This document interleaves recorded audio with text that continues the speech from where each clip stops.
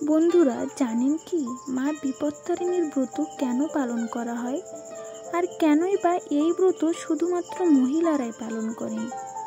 যারা জানেন না তাদের জন্য আমার এই ভিডিওটি।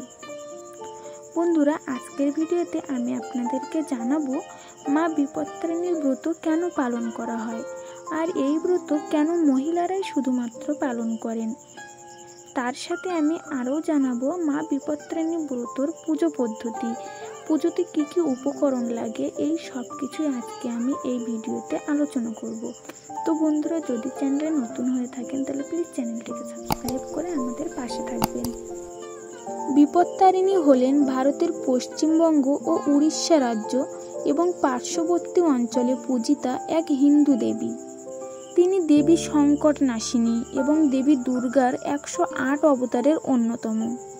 হিন্দুরা মূলত বিপদ থেকে উদ্ধার পাওয়ার জন্য এই দেবীর পূজা করেন।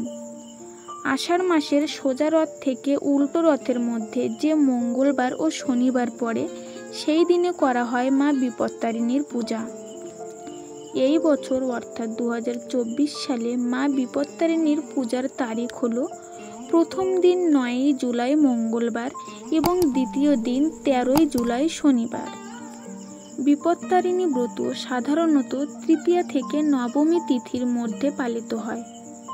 এই ব্রতের নিয়ম অনুসারে ব্রতের আগের দিন নিরামিষ আহার করা উচিত। পরদিন নিষ্ঠা সহকারে উপবাস করে মায়ের পূজা করা উচিত। বিপত্তারিণী পুজোয় 13 সংখ্যার বিশেষ গুরুত্ব রয়েছে। এদিন 13টি গিট বিশিষ্ট লাল সুতো, যাকে বরাত বা রাক্ষ সুতো বলা হয়, তার স্বামী ও সন্তানের হাতে বেঁধে থাকেন মহিলারা। এই বরাত সুতোয় 13টি দূর্বাও বাঁধা থাকে। বিপত্তারিণী দেবীকে 13 রকমের ফুল, ফল, মিষ্টি অর্পণ করার নিয়ম রয়েছে। এর সঙ্গে পান, সুপুরি, নারকেল নিবেদন করা হয়ে থাকে।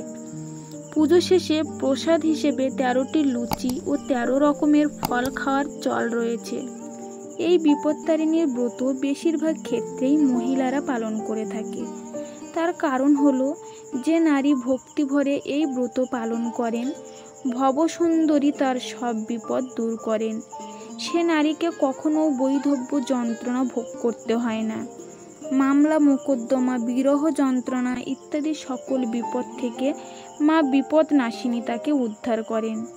গ্রামাঞ্চলে বিপত্তারিণী পূজা 4 দিন ধরে চলে। প্রথম দিনে দেবীর আরাধনা করা হয়, মেয়েরা দণ্ডি কাটে। তারপর 2 রাত্রি ধরে রাতে বাংলা লোকগান, ভজন ও কীর্তন চলে। চতুর্থ দিন বিসর্জন হয়। বিপত্তারিণী পূজা উপলক্ষে মেয়েরা উপবাস করে। প্রথা অনুসারে হাতে একগুচ্ছ পবিত্র লাল সুতো ও দূর্বা ঘাস বাঁধে। এই ব্রত চলাকালীন মহিলাদের তাদের পরিবারের কোনো সদস্যদের সাথে কথা বলতে নেই, তা না হলে মা বিপত্তারিণী ক্ষুব্ধ হতে পারেন। শাস্ত্র অনুসারে বিপত্তারিণী পুজোর দিন মহিলারা যেন কাউকে চিনি না দেন। জ্যোতিষে চিনি হলো শুক্র ও চন্দ্রের সঙ্গে সম্পর্কযুক্ত। প্রচলিত বিশ্বাস অনুযায়ী এদিন কাউকে চিনি দিলে শুক্র দুর্বল হয়, যার ফলে পরিবারে অশান্তি দেখা দিতে পারে। বিবাহে বিলম্ব হলেও এই পুজো করলে বাধা কেটে যেতে পারে।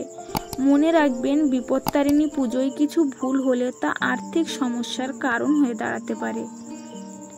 তাই সাবধানে ও সমস্ত নিয়ম নীতি মেনে এই পূজা করা উচিত।